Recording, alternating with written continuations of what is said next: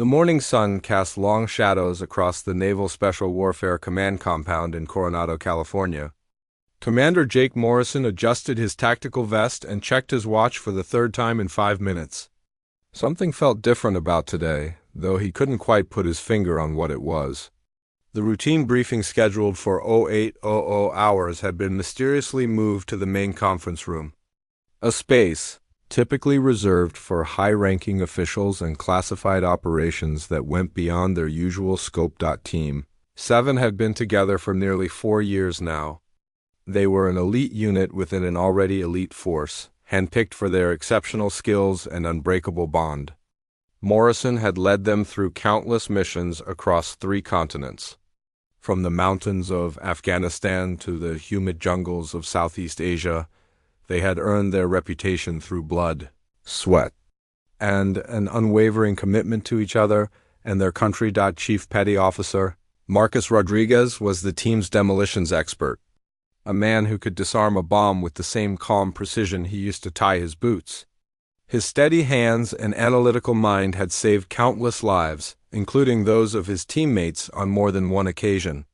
Petty Officer First Class David Chun served as their communications specialist and tech guru, capable of hacking into enemy systems or establishing secure communications from virtually anywhere in the world. Petty Officer First Class Tommy Williams was their medic and sniper, a dual role that required both the ability to take life and save it with equal skill. The newest member of their team was Petty Officer Second Class Alex Turner, a young but promising operator who had proven himself during their last 3 deployments. Despite being the junior member, Turner had already demonstrated the kind of courage and tactical thinking that separated good soldiers from exceptional ones. The team had accepted him completely, and Morrison trusted him with his life. As they gathered in the hallway outside the conference room, the usual pre-briefing banter was noticeably absent. Each man sensed that something significant was about to happen, though none could have predicted just how dramatically their world was about to change. They had faced enemy combatants, terrorist cells, and hostile governments. They had operated in conditions that would break ordinary men, always emerging victorious through superior training, tactics, and teamwork. Their success rate was unprecedented. In 4 years of active deployment, Team 7 had completed every mission assigned to them without a single operational failure. They had rescued hostages from heavily fortified compounds, eliminated high-value targets in seemingly impossible circumstances, and gathered intelligence that had prevented numerous terrorist attacks on American soil. The Pentagon brass regularly cited them as an example of what the modern American warrior could accomplish. This track record had bred a certain confidence in their abilities, perhaps even a degree of arrogance that they were invincible. They had faced the worst the world had to offer and emerged victorious every time. In their minds, there was no challenge they couldn't overcome, no enemy they couldn't defeat, and no mission they couldn't complete. They were the best of the best, and they knew it. The confidence extended beyond their professional capabilities into their personal interactions. They carried themselves with the swagger of men who had proven their worth in the most demanding circumstances imaginable. Whether dealing with support staff, intelligence analysts, or even superior officers, they maintained an air of quiet superiority that came from knowing they were truly exceptional at what they did. Morrison pushed open the conference room door, expecting to see the familiar face of their usual briefing officer, Lieutenant Colonel Harrison.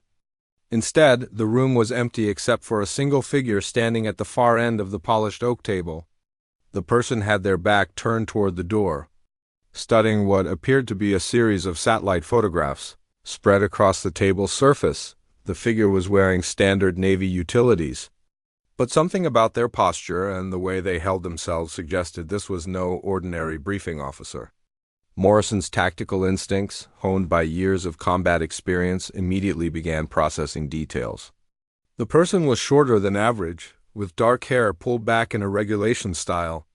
Their stance was relaxed but alert, the kind of controlled readiness that only came from extensive training and real-world experience. As Team 7 filed into the room and took their usual seats around the table, The figure continued to study the photographs without acknowledging their presence. This was unusual protocol, and Morrison found himself slightly irritated by what seemed like a deliberate slight.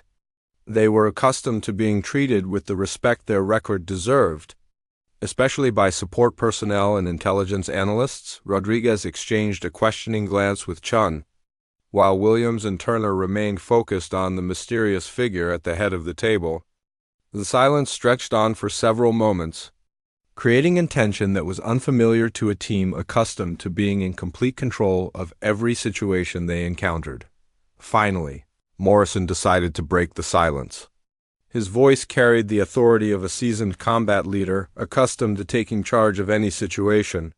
He was prepared to establish the pecking order immediately, to ensure that whoever this person was understood exactly who they were dealing with. Team 7 didn't wait for anyone, and they certainly didn't tolerate being ignored by junior personnel. The figure slowly turned around, and Morrison felt his carefully prepared words die in his throat. Standing before them was a woman who appeared to be in her early 30s, with intelligent dark eyes that seemed to take in everything about them in a single glance. Her face showed no emotion, but there was something in her expression that suggested she was evaluating them in the same way they might assess a potential threat on the battlefield. What struck Morrison most was not her appearance, but the complete lack of deference in her demeanor. She looked at each member of Team 7 with the kind of calm assessment usually reserved for peers or superiors. There was no hint of intimidation or awe, despite the fact that she was facing 5 of the most decorated and feared operators in the United States military. The moment stretched on, and Morrison realized that everything he thought he knew about this briefing, about this day, and perhaps about his team's place in the larger military hierarchy, was about to change in ways he couldn't yet imagine. The woman's gaze moved methodically from one team member to the next, her expression remaining completely neutral as she conducted what could only be described as a silent inspection. Morrison had been evaluated by generals, admirals, and foreign military leaders, but none of them had made him feel quite as scrutinized as this unknown woman, who couldn't have been more than 5 feet 6 inches tall. After what felt like an eternity but was probably only 30 seconds, she finally spoke. Her voice was clear and carried an authority that immediately commanded attention despite its measured tone. There was no introduction, no pleasantries, and no acknowledgement of their reputation or accomplishments. "Gentlemen, I've been reviewing your operational history," she began, picking up one of the files from the table. "Impressive statistics. 47 successful missions, 0 operational failures, and a casualty rate well below Navy standards. On paper, you represent everything the modern special operations community aspires to achieve." Morrison felt a slight sense of satisfaction at the acknowledgement, but something in her tone suggested this wasn't entirely a compliment. Rodriguez leaned back in his chair, his usual confident smirk playing across his features. Chun and Williams exchanged glances that seemed to say they were waiting for the real briefing to begin. Turner, still the newest member of the team, maintained his focus on the woman but seemed as puzzled as the rest of them about the purpose of this meeting. She moved around the table, her movements economical and purposeful. As she passed behind Turner's chair, Morrison noticed she was wearing standard Navy utilities but with no visible rank insignia or name tape. This was highly irregular and suggested she was operating under some kind of special authority that placed her outside normal military protocols. "However," she continued, her tone shifting slightly, "success in controlled environments doesn't always translate to effectiveness in situations that fall outside established parameters. Your team has operated primarily in scenarios where you possess superior firepower, technology, and intelligence. You faced enemies who were predictable in their tactics and limited in their capabilities." The subtle criticism hit the team like a physical blow. Rodriguez's smirk faded and Chun straightened in his chair. Williams and Turner remained motionless, but Morrison could sense the tension building around the table. They were accustomed to praise and recognition, not analysis that suggested their accomplishments might be less impressive than they appeared. Morrison decided it was time to establish some ground rules.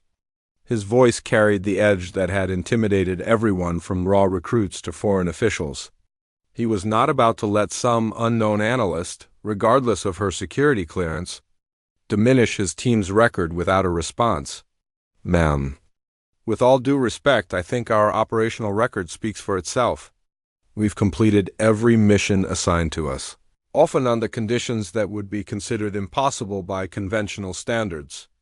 If you have specific concerns about our capabilities, I'd appreciate hearing them directly rather than through veiled implications. The woman stopped moving and turned to face him directly. For a moment, Morrison thought he saw something that might have been amusement flicker across her features, but it was gone so quickly he couldn't be sure. When she responded, her voice carried the same measured tone, but there was an undertone that suggested she was far from intimidated by his attempt at confrontation. Commander Morrison, your confidence in your team's abilities is noted. However, confidence and competence are not always the same thing. Today's exercise will provide an opportunity to evaluate both. She moved to a wall-mounted display that Morrison hadn't noticed before and activated it with a remote control. The screen showed a detailed layout of what appeared to be an industrial facility surrounded by various terrain features. The complexity was immediately apparent, with multiple buildings, elevation changes, and numerous potential entry and exit points. It was the kind of target that would typically require weeks of planning and extensive intelligence gathering. "This is your objective," she announced, using a laser pointer to highlight specific areas of the compound. A terrorist cell has taken control of a chemical processing facility and is threatening to release toxic agents into the surrounding population centers. Intelligence suggests they have between 8 and 12 operatives, armed with military-grade weapons and familiar with the facility's layout. Turner leaned forward, studying the display with the intensity that had made him such a valuable addition to the team. "Ma'am, what's our timeline for planning and preparation?" A facility this complex would normally require at least 72 hours of intelligence gathering and tactical preparation. The woman's response was immediate and delivered, with the same neutral tone she had maintained throughout the briefing. "You have 30 minutes to study these materials and formulate your plan. Equipment will be standard loadout, and you'll be operating without external support or backup. Weather conditions are clear, visibility is good, and civilian evacuation has been completed." The room fell completely silent. Even for a team with their experience and capabilities, a 30-minute preparation time for a complex facility assault was unprecedented. Morrison felt his tactical mind immediately begin working through the challenges they would face. But the compressed timeline made comprehensive planning virtually impossible. Chun was the first to voice what they were all thinking. "Ma'am, 30 minutes is insufficient for proper reconnaissance and planning. Standard protocols for this type of operation require extensive preparation to minimize casualties and ensure mission success." The woman moved back to the head of the table and fixed Chun with the same evaluating stare she had given Morrison. "Petty Officer Chun, real-world situations rarely provide the luxury of extensive preparation time. Enemies don't typically wait for you to complete your planning phase before initiating their operations." She paused and looked around the table at each team member in turn. "This exercise will evaluate your ability to adapt, improvise, and execute under conditions that cannot be controlled or predicted. Your previous successes have been achieved in situations where you possessed every possible advantage. Today, you'll operate on a level playing field." Williams, who had remained silent throughout the exchange, finally spoke up. His voice carried the calm professionalism that made him such an effective sniper and medic. "Ma'am, can you provide details about the opposition force we'll be facing? Knowing their capabilities and likely tactics would be essential for any successful operation." For the first time since entering the room, the woman's expression shifted slightly. It wasn't quite a smile, but there was definitely something that suggested she found his question particularly interesting. When she answered, her tone carried a note that Morrison couldn't quite identify but found somewhat unsettling. The opposition force consists of highly trained operatives with extensive combat experience. They know you're coming, they've had time to prepare defensive positions, and they understand the facility better than you do. Beyond that, you'll need to assess their capabilities and tactics as the situation develops. She moved toward the door, suggesting the briefing was nearly concluded.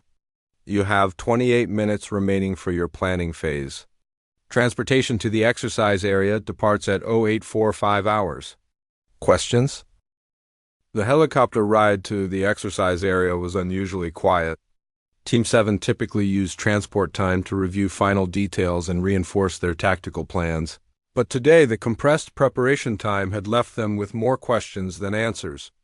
Morrison stared out at the passing landscape, his mind working through the limited information they had been given. Their planning session had been frustrating in ways he had never experienced before. Every tactical option they considered seemed to have significant risks, and the lack of detailed intelligence made it impossible to develop the kind of comprehensive strategy they were accustomed to creating. They had been forced to rely on basic principles and hope that their experience would be enough to overcome the unknowns they would face. Rodriguez sat across from him, methodically checking his equipment for the third time. The demolitions expert's usual confidence seemed slightly shaken by the mysterious nature of their assignment. He had prepared charges for multiple scenarios, but without knowing the exact layout of the facility or the location of potential threats, he was operating more on instinct than careful calculation. Chung had managed to establish communication protocols with their standard equipment, but the woman had made it clear that external support would not be available. This meant they would be operating in complete isolation, unable to call for backup or additional intelligence if the situation deteriorated. Beyond their ability to handle it alone, Williams had prepared his medical kit with extra supplies, anticipating that the unknown nature of the opposition might result in casualties. His sniper rifle was configured for medium-range engagement, based on the facility layout they had studied, but he acknowledged that he might need to adapt his approach based on conditions they encountered on the ground. Turner, despite being the newest team member, had contributed valuable insights during their planning session. His fresh perspective and different tactical background had helped them identify approaches that their established patterns might have missed. Morrison was grateful for the younger man's input, especially given the unusual circumstances they were facing. As the helicopter began its approach to the landing zone, Morrison could see the industrial facility in the distance. It looked exactly as it had appeared in the photographs, but seeing it in person revealed details that hadn't been apparent in the briefing materials. The terrain was more complex than anticipated, with natural cover that could work either for or against them depending on how the opposition had positioned themselves. The pilot's voice crackled through their headsets, informing them they had reached the insertion point. Morrison gave his team a final look, seeing the same determination and professional focus that had carried them through every previous mission. Whatever challenges they were about to face, they would meet them with the same courage and skill that had made them legendary within the special operations community. They fast-roped from the helicopter with practiced efficiency, immediately establishing a defensive perimeter as the aircraft departed. The silence that followed was complete except for the distant sound of industrial machinery that suggested the facility was still operational. This added another layer of complexity to their mission, as they would need to distinguish between normal facility operations and potential threats.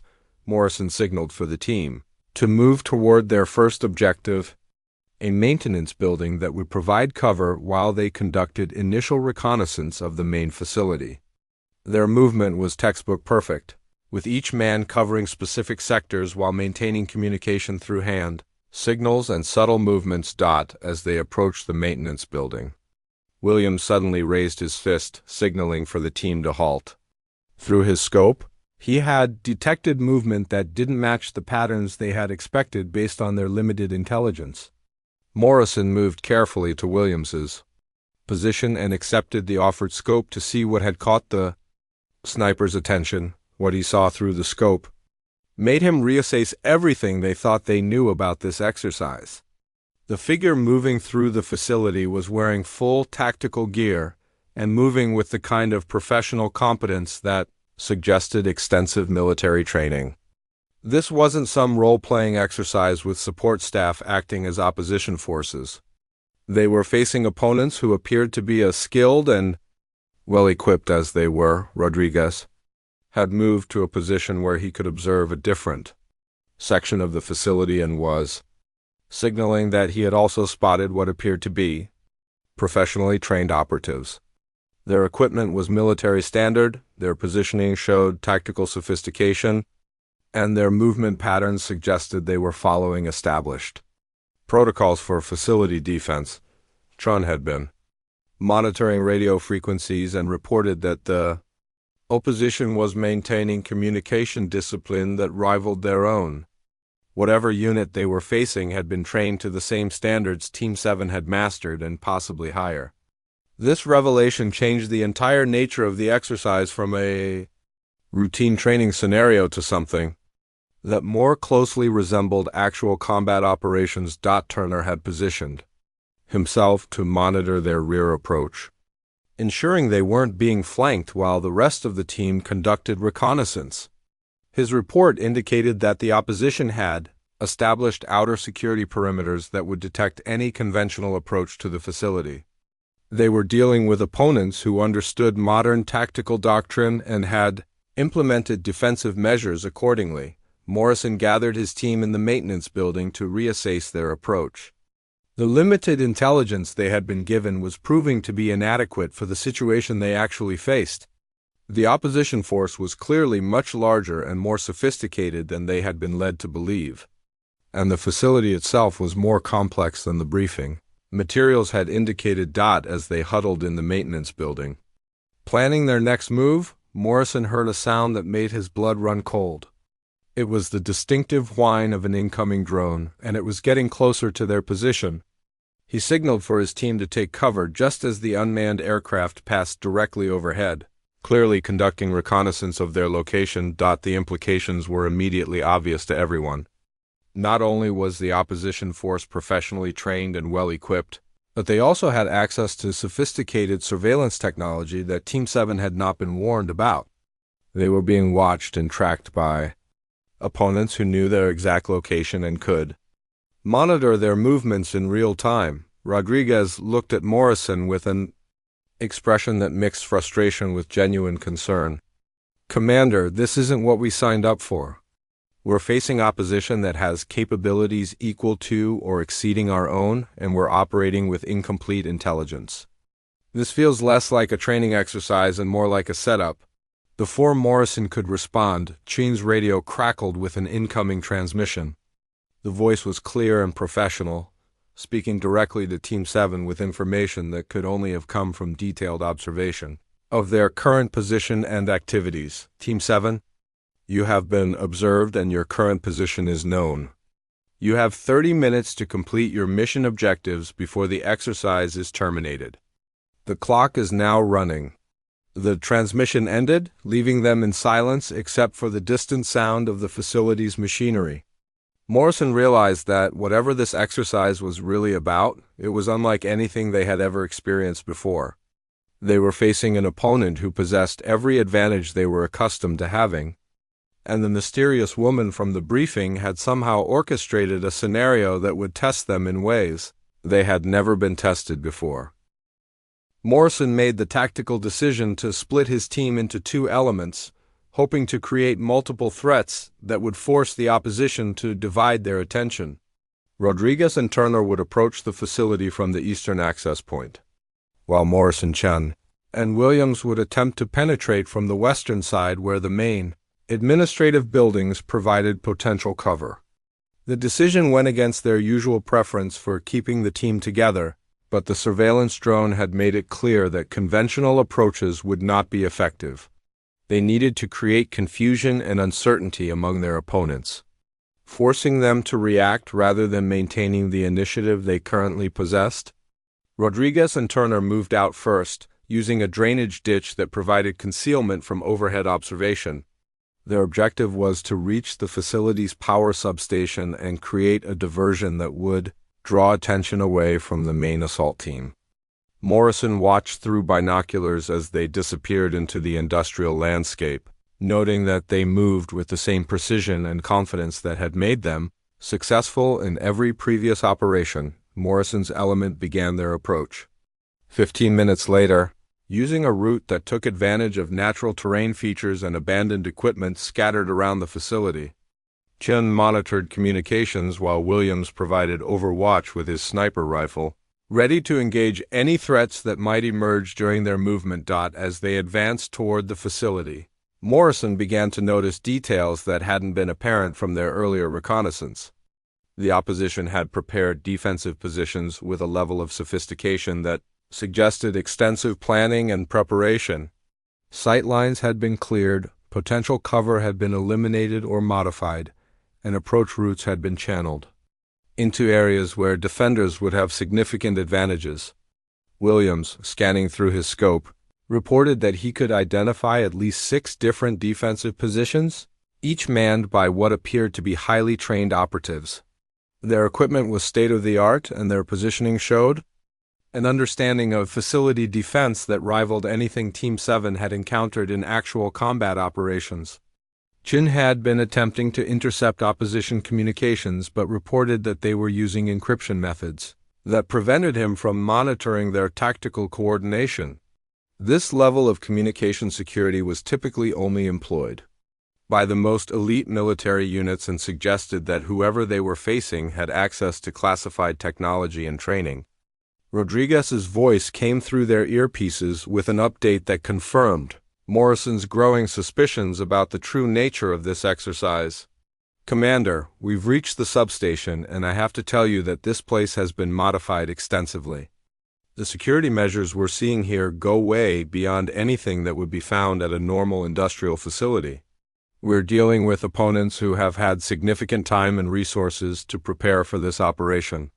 Turner's voice followed immediately with additional intelligence that made the situation even more concerning. "Sir, I've identified what appears to be a command post in the main administrative building. The equipment I can see through the windows suggests they have capabilities for coordinating complex operations and maintaining real-time communication with multiple elements." Morrison processed this information while continuing to advance toward his objective. The exercise was revealing itself to be far more complex and sophisticated than any training scenario they had previously encountered.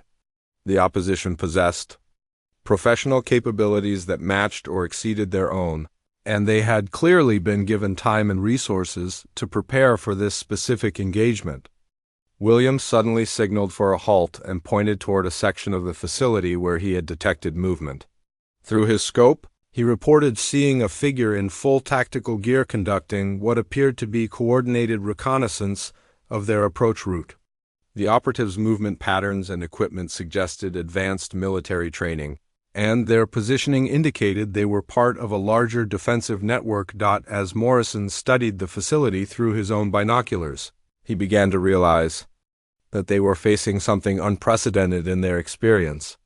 Every training exercise they had participated in had been designed to test specific skills or tactics, but this scenario seemed designed to challenge their fundamental assumptions about their own capabilities and superiority. Chun reported that he was detecting multiple radio frequencies being used simultaneously, suggesting that the opposition force was larger and more organized than they had initially estimated.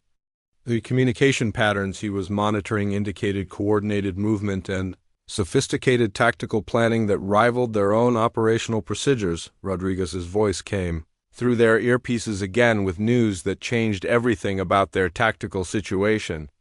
"Commander, I need to report something that doesn't make sense. The charges I've prepared for the power substation aren't going to work. The facility has been hardened against exactly the kind of explosives I brought." Someone knew exactly what our capabilities were and prepared countermeasures specifically designed to neutralize them. This revelation hit Morrison like a physical blow. Throughout their planning session, they had relied on Rodriguez's expertise with explosives to provide options for mission completion. If his capabilities had been anticipated and countered, It suggested that their opponents possessed detailed knowledge of Team 7's standard operating procedures and equipment loadout. Turner's report followed immediately with additional evidence of the opposition's sophisticated preparation. "Sir, I'm seeing defensive positions that appear to have been constructed specifically to counter our usual tactical approaches. Sight lines have been established to cover exactly the kind of routes we typically use, and potential cover has been eliminated from areas where we would normally establish supporting positions." Morrison realized they were facing opponents who had studied them as extensively as they had studied their previous targets.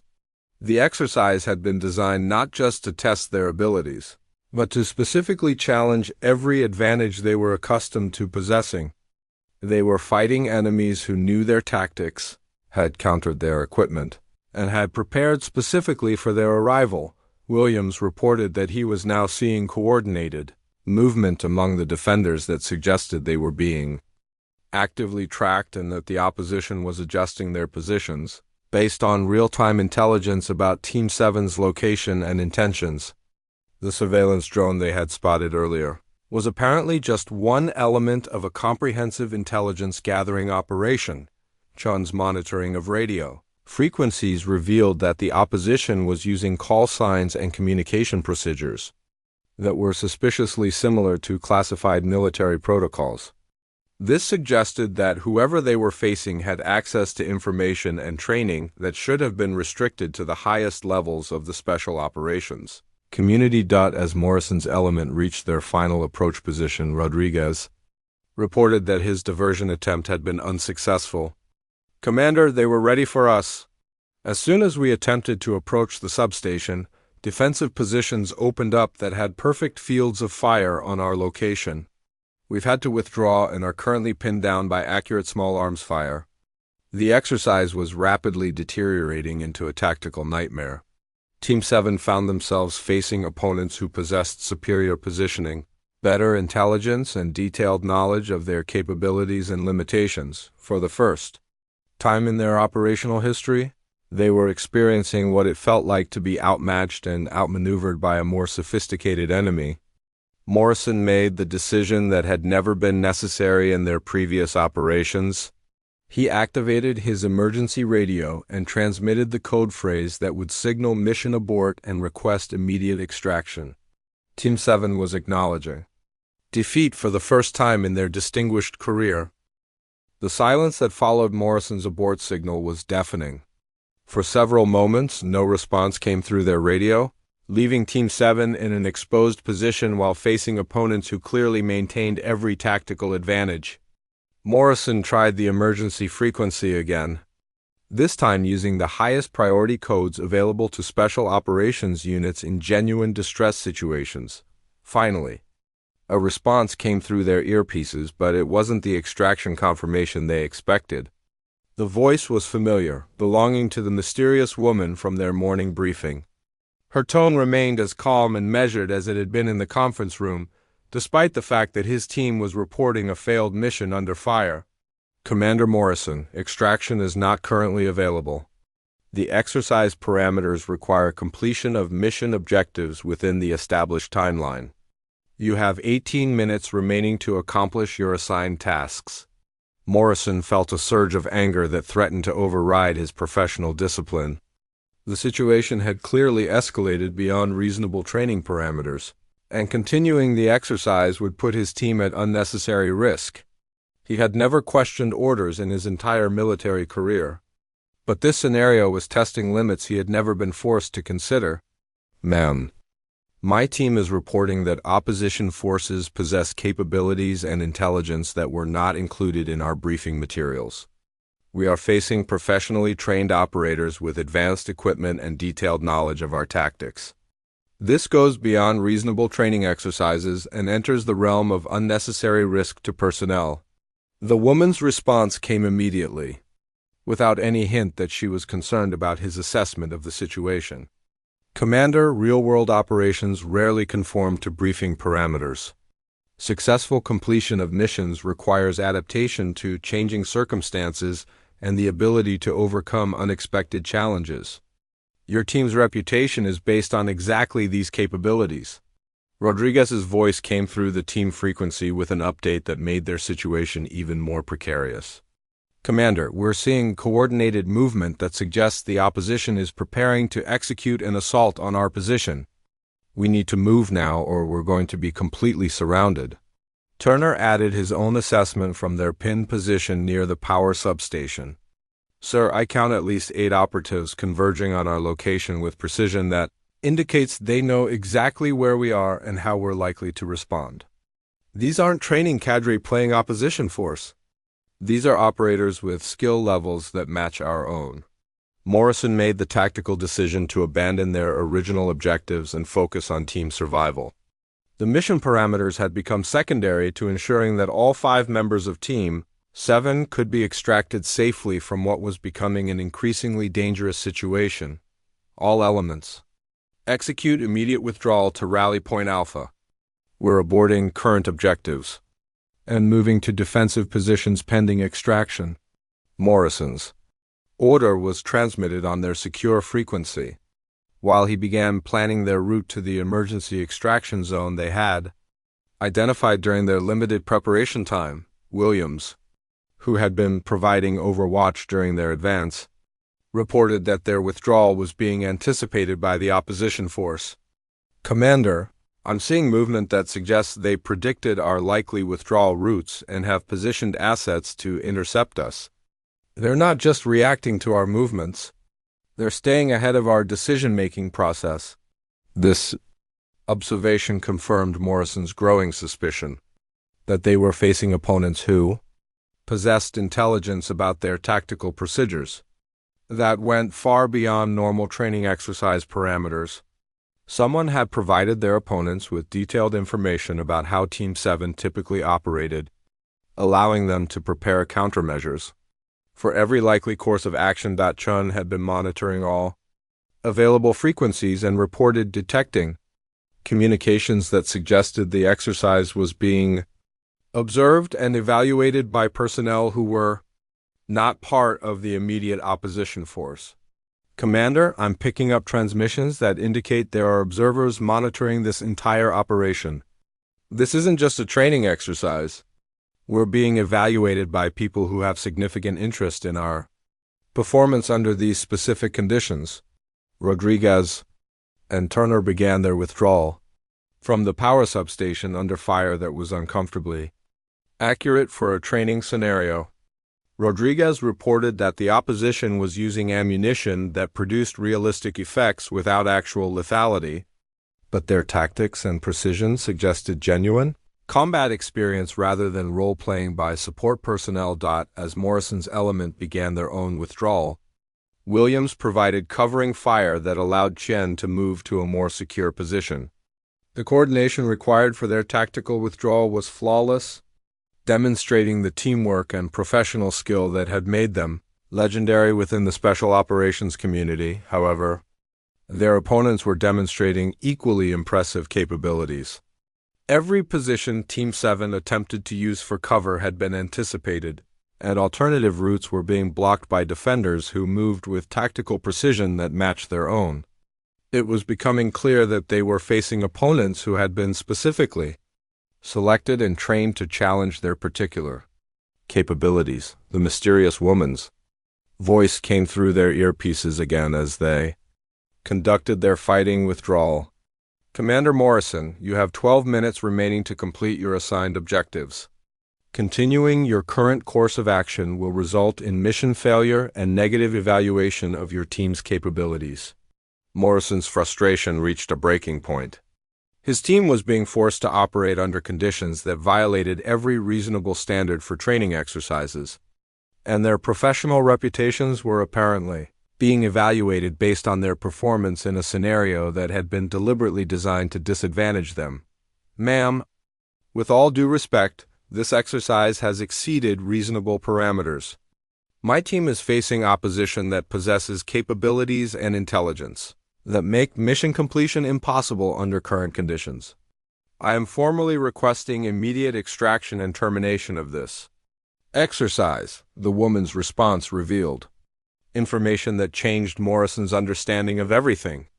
That had happened since they entered the conference room that morning. Commander Morrison, the exercise is proceeding exactly according to plan. Your team's performance is being evaluated by personnel who have significant interest in determining whether your reputation is justified by actual capabilities rather than favorable circumstances. Rodriguez had reached a position where he could observe the main facility and reported seeing something that confirmed their worst suspicions about the true nature of this exercise. Commander, I can see the administrative building where Turner spotted the command post earlier. There are personnel inside wearing Navy utilities, and one of them appears to be the woman who conducted our briefing this morning. This revelation hit the entire team simultaneously. They were not facing foreign operatives or terrorist role-players. They were being tested by members of their own military personnel who possessed access to their classified tactical procedures and detailed knowledge of their operational history. The exercise had been designed specifically to neutralize every advantage that had made Team 7 successful in their previous operations. Turner's voice carried a note of realization that reflected what they were all beginning to understand. Sir, this whole thing was a setup from the beginning. They studied us, identified our standard procedures, and created a scenario specifically designed to prove that we could be defeated. This isn't about training or evaluation. This is about something else entirely. As the final minutes of the exercise ticked away, Morrison gathered his team in a defensive position that provided them with cover while they processed the implications of what they had discovered. The realization that they had been deliberately set up for failure by members of their own military hierarchy was more disturbing than any enemy fire they had faced in actual combat. Operations, Rodriguez had managed to establish visual contact with the command post and confirmed that the mysterious woman was indeed directing the exercise from inside the facility. Through his binoculars, he could see her coordinating with other personnel who appeared to be senior military officers. The level of resources and planning that had gone into this operation was extraordinary, suggesting that evaluating Team 7 was considered a matter of significant importance by very high-ranking officials. Chun had finally managed to intercept some of the opposition communications and discovered that they were facing members of other elite special operations units who had been briefed extensively on Team 7's tactics and capabilities. The exercise had been designed as a direct comparison between their team and other units that possessed similar training and experience but had been given every possible advantage. In this specific scenario, Williams, maintaining his position as Overwatch, reported that the opposition forces were no longer actively pursuing them but had established positions that would prevent any attempt to complete their original mission objectives. It was clear that the exercise had accomplished its intended purpose of demonstrating that Team 7 could be neutralized by opponents who possess superior intelligence and preparation time. Turner had been monitoring their rear approach and confirmed that extraction was indeed available, but only after the exercise timeline had expired and mission failure had been officially recorded. The entire scenario had been designed to ensure that Team 7 would experience defeat under controlled conditions, where their failure could be documented and analyzed. The woman's voice came through their earpieces for what would be the final time during the exercise. Her tone carried a note of satisfaction that suggested the results had matched her expectations. Commander Morrison, the exercise timeline has expired. Mission objectives have not been completed. Extraction helicopters will arrive at your position in 15 minutes. Morrison felt a combination of anger, frustration, and genuine respect for the sophistication of what had been orchestrated. Team 7 had been outmaneuvered not by superior combat skills, but by opponents who had been given access to information and resources that created an insurmountable tactical advantage. It was a lesson in humility that none of them would forget. As they waited for extraction, Rodriguez voiced what they were all thinking. Commander, Whoever planned this operation understood us better than we understood ourselves. They identified our strengths and created a scenario that turned every advantage we possessed into a liability. This wasn't about training. This was about proving a point.